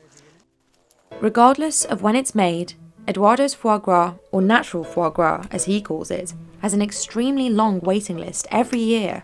There was limited demand for Eduardo's foie gras until 2006, when he and his team won the coveted Coup de Coeur Award at the Seal Food Expo in Paris. Desde entonces comenzó de verdad la demanda. Bueno, fue cuando el CIFOG, la Asociación de Productores de Foie de Francia, nos quiso impugnar el premio diciendo que nuestro foie, al ser natural, no se podía considerar foie. Están continuamente poniéndonos demandas y están siempre que si el nombre, que si tal. Entonces, para no tener conflicto con ellos, siempre decimos que nuestro producto no es foie gras, ¿vale? De esa forma, nosotros ahora le denominamos foie natural gras, no foie gras. Despite challenges and criticism from other foie gras producers, Eduardo's product has only continued to become more popular. Te das cuenta que los grandes chefs del mundo, los mejores chefs del mundo, pues alaban el sabor, ¿no? Dicen que es algo increíble. Tenía el caso del chef Dan Barber en Estados Unidos, que dijo que era lo mejor que había probado en su vida, ¿no? La experiencia culinaria más grande de su vida, porque es que es algo diferente, totalmente. La Pateria de Sousa's natural foie gras costs €199 and sells out every year. El precio no creo que baje nunca, puesto que mientras se siga produciendo a pequeña escala, pues bueno, tenemos que compensar el coste de pocos animales en muchísimo territorio, pues con el precio, es algo lógico y normal. Despite the hefty price tag, Eduardo says he doesn't see much of a profit from his foie gras. Geese require more land than other livestock. Most people in his area prefer to raise Iberian pigs, which are very profitable. Por eso la gente, los vecinos, pues no tienen mucho interés en criar ganso. A nosotros nos ven como un poquito los locos del tema. La cría del ganso, pues bueno, es mi pasión, ¿no? Claro, no, es que es una pasión, es mi vida, es mi pasión. Mi padre me enseñó, yo estoy enseñando a mis hijos, y lo que queremos es que esto no se pierda, ¿no? Y que la gente, ojalá saliera más gente a producir ganso. But it wasn't Eduardo's family who invented the natural foie gras tradition.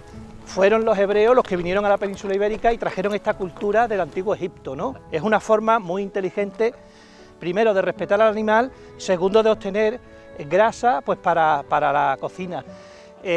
Ellos tenían la sabia costumbre de instalarse en los pasos de migración de aves, como es el caso de esta granja, ¿vale? Entonces, ellos tenían una serie de gansos salvajes domesticados, ¿vale? Que domesticaban y que hacían que atraían los gansos silvestres a la granja, ¿vale? En épocas de migración.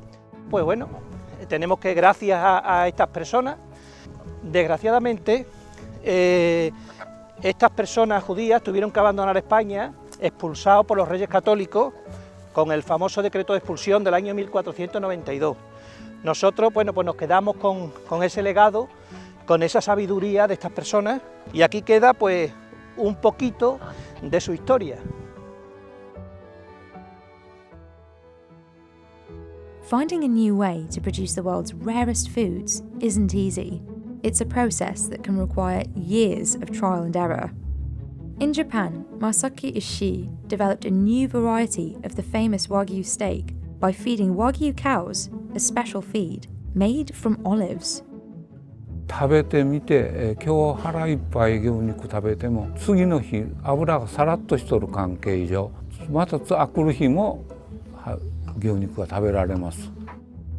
Miyazaki has dedicated decades to creating a system of recycling-oriented farming, but his idea wasn't an immediate success. The sun is rising over Shodoshima in Japan's inland sea. Miyazaki Ishii has been raising cattle here for half a century. 牛2頭を高校から連れて帰りました。卒業証書の代わりに牛をくださいということで。Shodoshima, literally small bean island, was once famed for its adzuki beans. But after olive trees were introduced from Greece just over a century ago, it became more famous as the home of Japan's oldest olive groves. 小豆島の宝です、オリーブは。オリーブを与えているいうことを私一人が始めとしておりました関係上、動物油と植物油のオレイン酸が融合すればどこにもない香川県らしき美味しい牛肉ができるだろうということから始めました。Wagyu beef is already known for its intense marbling and high levels of oleic acid, both of which make the meat extra tender and flavorful. Miyazaki set out to create a Wagyu even richer in oleic acid. でオリーブにはこれ植物油のオレイン酸が多く含まれておりますので、生を持って帰って実際やったところ、牛は見向きもせん、ベロで横にやっても2日経っても3日経っても食べてくれませんでした。干し柿をおばあちゃんが90歳のおばあちゃんが渋柿の皮を剥いて干しているのを見て、これで渋が抜けるんやったら干したらオリーブを抜けるだろう思い乾燥して飼料化しました。But instead of using fresh olives, Miyazaki turned to olive pomace, the residue from olive oil production. Doing so allowed him to recycle a waste product from one of Shodoshima's major industries.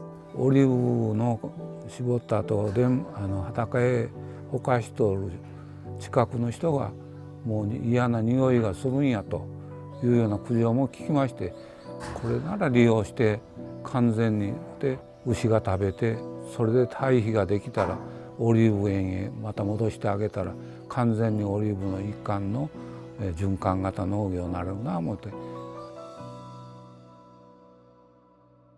Olive pomace still contains a lot of oil. Drying it is a difficult and costly process, one that took Miyazaki almost 6 years to perfect. 非常に高価な飼料でね、日本一高い飼料なんです。1日3回朝昼晩天日干しで、手で上下かやして乾燥することによってオリーブがカラメル風いうんですかね、香りが。で牛の非常に喜んで食べる指向性のいい香り味になったんです。で持ってきたところ非常に牛が今まで見向きもせん横にのけったものにパクついて食べてくれて、おおやったという感動が今でも忘れません。Around 2 months before the cattle is shipped out, Miyazaki starts mixing the dried pomace into their feed every day. 出荷前2ヶ月以上1日あたり100グラム以上オリーブ飼料を食べさせたものがオリーブ牛です。そんなんでもたまたま市場へ出荷したところ1日あたり250グラム与えとった牛が非常に喜ばれて、もうそれを基本にそれでいこういうんで、250に2ヶ月以上。Every morning, Miyazaki comes in to check on his cows while they're still asleep. で入って牛が知らん顔してこう練り替えしょれんやけど、練りもかやさんと起きてこんようやったらどっかがね起きた途端に寝ておりますから、起きたら糞尿の出具合。 While other varieties of Wagyu are typically sold to be processed at 24 to 26 months, olive Wagyu doesn't ship out until 30 months. The longer raising time and high cost of the feed make olive Wagyu difficult to come by, but despite the limited supply, it has become especially popular with chefs. 肉質がとてもしっとりと柔らかくて、大変使いやすい牛肉になっています。当レストランのシグニチャーディッシュとして用意させていただいてますのは、オリーブビーフになっております。前菜からメインまで、全ての皿にオリーブビーフを使います。お値段は3万円から3万5千円ぐらいで今のところ計画しています。オリーブビーフなんですけれども、最近は出回る量も少なくなってきました。人気が世界中で上がってきたみたいで、値段も一緒に上がってきている印象があります。 When Miyazaki first started experimenting with olives, he kept it a secret from his buyers. 私一人で始めて、で黙って市場へ出荷しておりましたら、そしたら市場の一番の社長さんに専務が、食べて生肉を食べまして、これ非常に美味しい牛肉に変わったぞと初めて褒めていただけて、これはいけるなと思いまして。But in 2010, an outbreak of foot and mouth disease in Miyazaki Prefecture devastated Japan's livestock industry. Despite successful efforts to contain the disease locally, the damage was done. Countries like the United States suspended beef imports from Japan. Disaster struck again with the Tohoku earthquake and tsunami of 2011. As Japan struggled to recover and rebuild its economy, Miyazaki looked towards strengthening his prefecture's beef production. He led the charge towards working with more local olive farmers. In 2012, other farmers on Shodoshima started following Miyazaki's methods to raise olive-fed cattle. Just 1 year later, olive Wagyu began shipping to places outside of Shodoshima and Kagawa Prefecture. Today, there are about 2,500 olive-fed cattle on Shodoshima. Still, this is nothing compared to places like Kagoshima or Miyazaki, where high-quality Wagyu production has been taking place for decades. On Miyazaki's farm, there are just 20 head of cattle. 非常に頭数を増頭するいうてもなかなかできない状態です。最終は3000頭目標ですかね。To reach this goal, the cattle farmers of Shodoshima need help from the local olive producers. でオリーブ業界にとってもメリットがある。牛糞を与えたら、オリーブは非常によく育ちます。化学肥料よりも木の勢いが良いらしいです。牛を飼い始めたのは循環型有機農業がしたくて、それで始めました。もう諦めんと、これを絶対ものにしたい、成功させたい、香川県のものにしたいという気力が非常にありました。